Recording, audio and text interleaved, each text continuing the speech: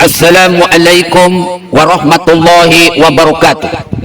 Ibu bapak hadirin pemuda-pemudi sebangsa setanah air dimanapun kalian berada, dari Sabang sampai Merauke, dari dalam Indonesia hingga keluar Indonesia, kembali lagi bersama Gus A dalam channel tanda tanya politik semakin gila semakin asik. Pada hari ini kita menerima kabar yang tidak menggembirakan, menerima kabar yang menyedihkan, menerima kabar yang memuakan.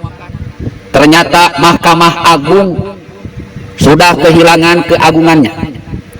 Mahkamah Agung sudah kehilangan kehormatannya. Mahkamah Agung sudah jadi kadrun. Mahkamah kadrun sudah jadi mahkamah teroris. Mahkamah yang sudah menginjak-injak nilai-nilai Pancasila. Mahkamah Agung yang sudah menginjak-injak kebinekaan. Mahkamah Agung yang sudah menginjak-injak UUD 1945. Mahkamah Agung sudah membatalkan SKB 3 Menteri, yang mana SKB 3 Menteri ini sesungguhnya sudah sangat sesuai dengan Pancasila, dengan UUD 1945, dengan kebinekaan, dengan merah putih. Tapi Mahkamah Agung membatalkan SKB 3 Menteri hanya oleh undang-undang. Katanya SKB 3 Menteri ini melanggar, bertentangan dengan pasal 10, pasal 11.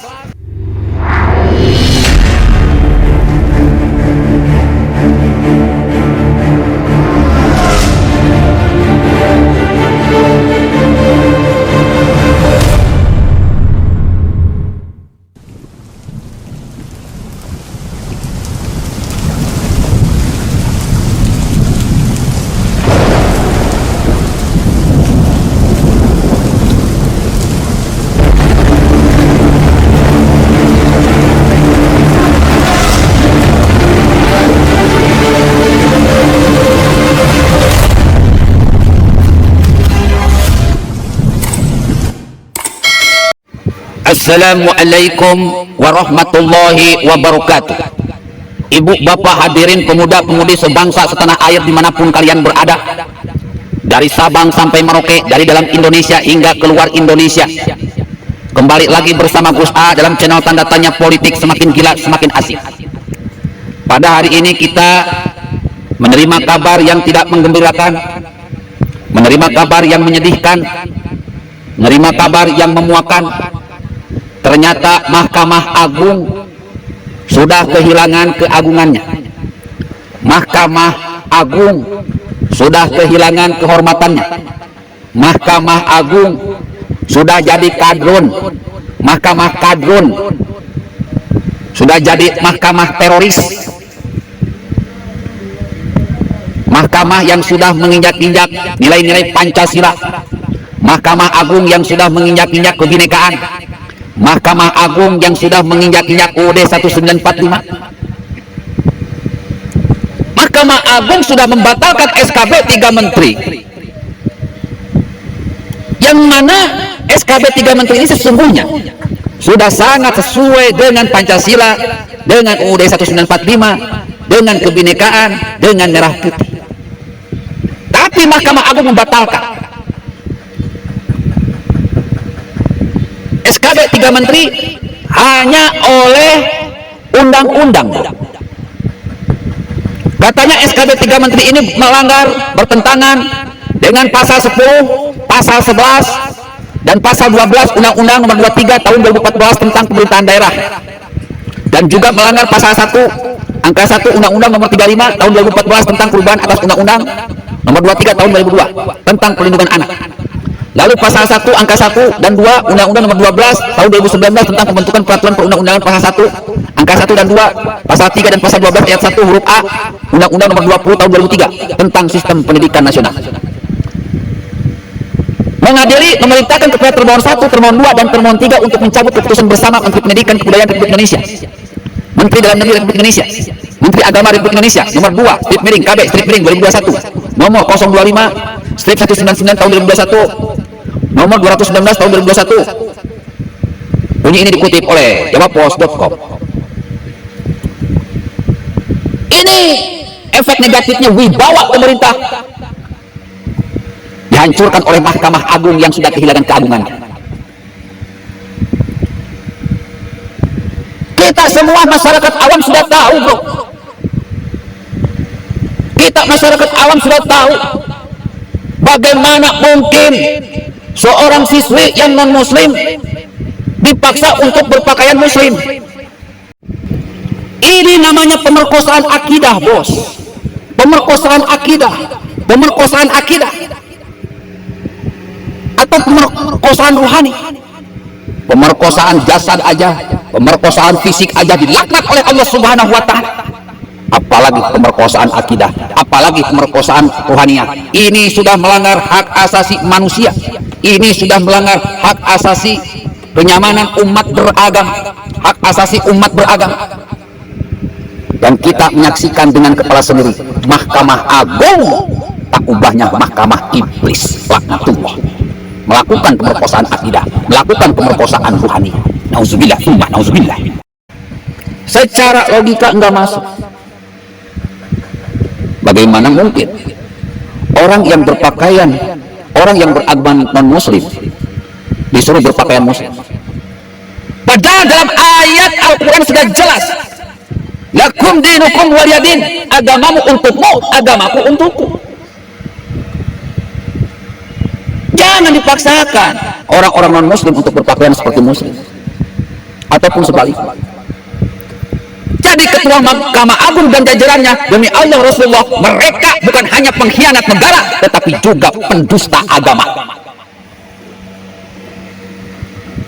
Ya, Bu, bapak-bapak hadirin, pemuda-pemudi sebangsa setanah air, Mahkamah Agung yang meralat SK 3 Menteri tidak hanya menjadi pengkhianat negara, pengkhianat Pancasila, pengkhianat UUD 1945, pengkhianat kebinekaan, pengkhianat merah putih, tetapi juga mereka adalah para pendusta agama yang sudah nyata-nyata menginjak Al-Quran, lakum dinukum waliyadin. Urusan agama tidak boleh dicampur adukan.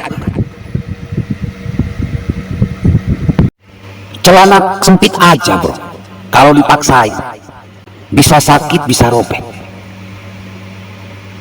Masalah pemaksaan siswi yang non muslim memakai pakaian muslim, maka akan menyakiti hati umat beragama dan bisa merobek kebinekaan.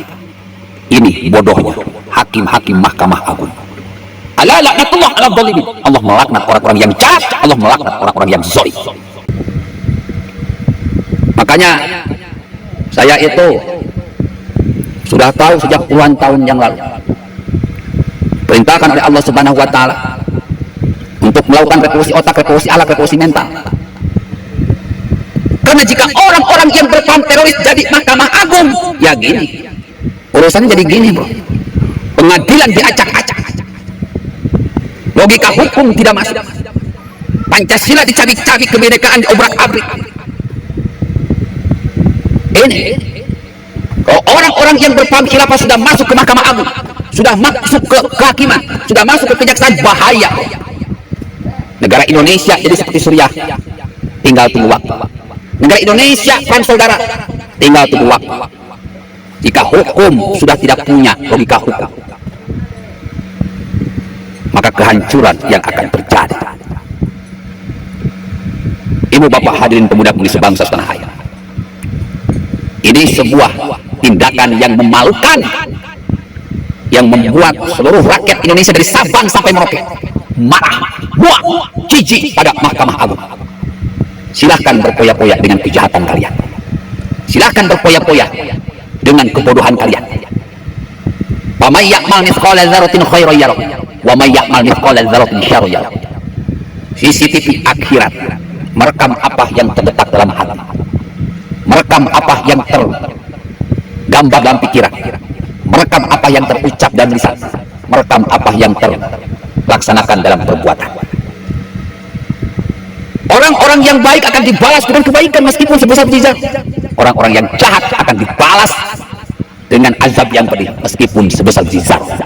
Tidak perlu tunggu di akhirat, di dunia pun akan ditampakkan. Bi qulubihim maradun fazadahumullahu maradan wa lahum adzabun alim bima kanu yakzibun. Di hati mereka ada penyakit, Allah tambahkan penyakitnya. Di hati mereka ada kejahatan, Allah tambahkan kejahatannya. Di hati mereka ada kemunafikan, Allah tambahkan kemunafikan.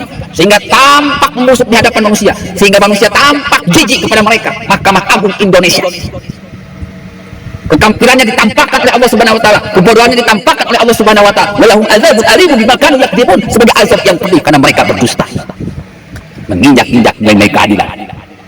Padahal arti takwa itu, bro, takwa itu, puncak takwa itu, kalau takwa ini sebuah gunung, maka puncak ketakwaan itu adalah adil. Atau kalau takwa ini adalah bumi, maka the core of earth, pusat bumi itu adil. Kalau takwa ini tubuh, maka jantungnya ketakwaan itu adalah adil. Dan saat ini saya sudah berani katakan, Mahkamah Agung bukanlah orang-orang yang bertakwa.